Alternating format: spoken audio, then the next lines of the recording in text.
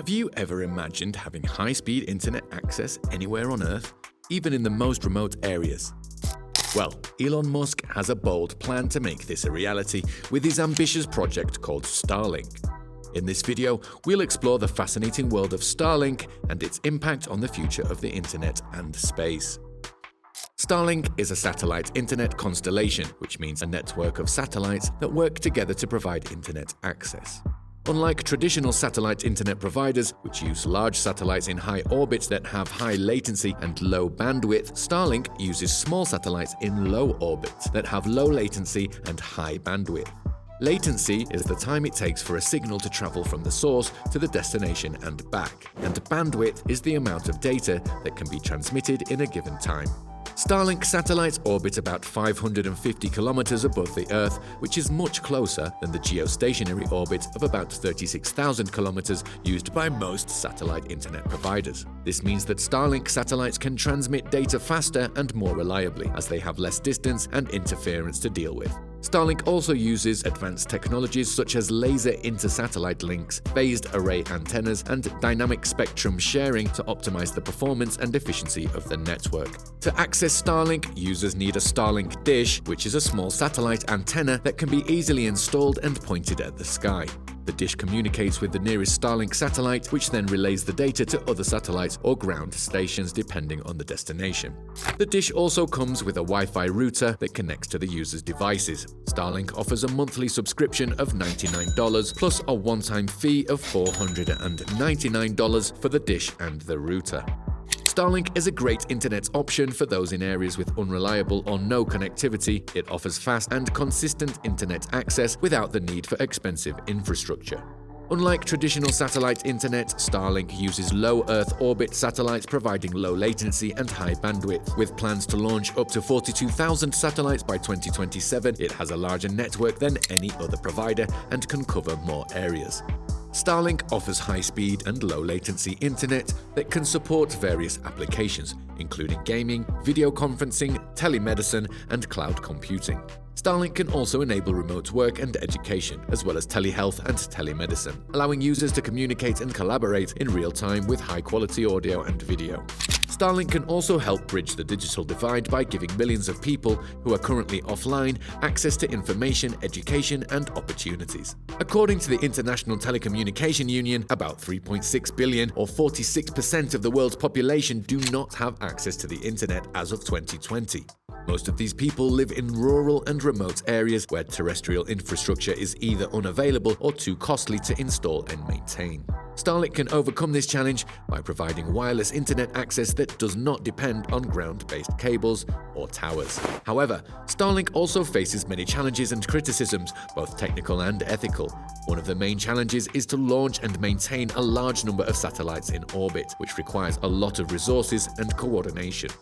SpaceX has been launching Starlink satellites in batches of 60 using its reusable Falcon 9 rockets at a rate of about one launch every 2 weeks. As of November 2023, there are about 4,500 Starlink satellites in orbit out of a planned total of 42,000. SpaceX has also been applying for regulatory approvals from various countries and agencies to ensure that Starlink complies with the laws and standards of each region. Some of the agencies that have approved Starlink include the Federal Communications Commission, the International Telecommunication Union, and the National Telecommunications and Information Administration. Another challenge is to avoid collisions and debris in space, which could pose a threat to other satellites and spacecraft, as well as to the safety and sustainability of the orbital environment. Starlink satellites are equipped with thrusters and collision avoidance systems which allow them to maneuver and avoid potential impact. Starlink satellites are also designed to deorbit and burn up in the atmosphere at the end of their lifespan, which is about 5 years.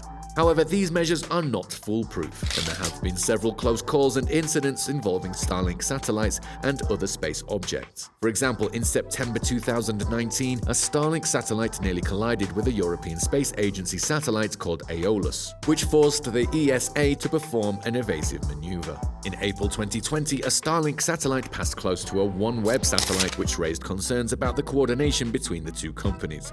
One of the most vocal criticisms of Starlink comes from the astronomical community, which argues that Starlink satellites are interfering with their observations of the night sky. Starlink satellites are visible to the naked eye, especially shortly after launch, when they appear as a train of bright lights moving across the sky. Starlink satellites also reflect sunlight, which creates streaks and flares in the images captured by telescopes and cameras. Starlink satellites also emit radio signals, which can interfere with the signals received by radio telescopes and observatories. Some of the astronomical projects that have been affected by Starlink include the Vera C. Rubin Observatory in Chile, which aims to survey the entire southern sky and study dark matter and dark energy. The Square Kilometre Array in South Africa and Australia, which is the world's largest radio telescope, and will explore the origins of the universe and the search for extraterrestrial intelligence, which is a global effort to detect signs of intelligent life beyond Earth. SpaceX has been trying to address these concerns by implementing various solutions such as darkening the satellites, adding sunshades, adjusting the orbits, and coordinating with the astronomers. However, these solutions are not perfect, and some astronomers claim that they are not enough to mitigate the impact of Starlink on their research and discoveries. For instance, darkening the satellites reduces their visibility but also increases their thermal emission, which can affect infrared observations. Adding sunshades reduces the reflection of sunlight but also increases the drag and fuel consumption of the satellites. Adjusting the orbits reduces the number of satellites in the line of sight of the telescopes but also increases the complexity and risk of collisions. Coordinating with astronomers requires sharing information and data, but also involves legal and technical challenges. Despite these challenges and criticisms, Starlink is proving to be a successful and profitable venture for SpaceX, which has been generating billions of dollars in revenue and attracting millions of customers. According to a report by the Wall Street Journal, Starlink's revenue for 2022 was $1.4 billion, up from $222 million in 2021. Starlink's revenue for 2023 is expected to reach around $5.46 billion. Starlink also has over 1.5 million users in over 60 countries as of July 2023.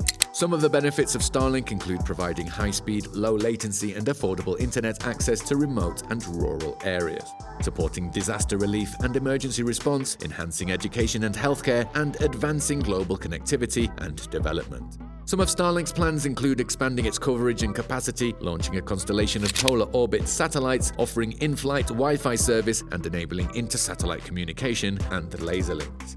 Starlink is also planning to go public in the near future, which could raise more funds and increase its valuation. However, Elon Musk has denied the speculations that Starlink is considering an initial public offering by 2024, saying that that is not accurate.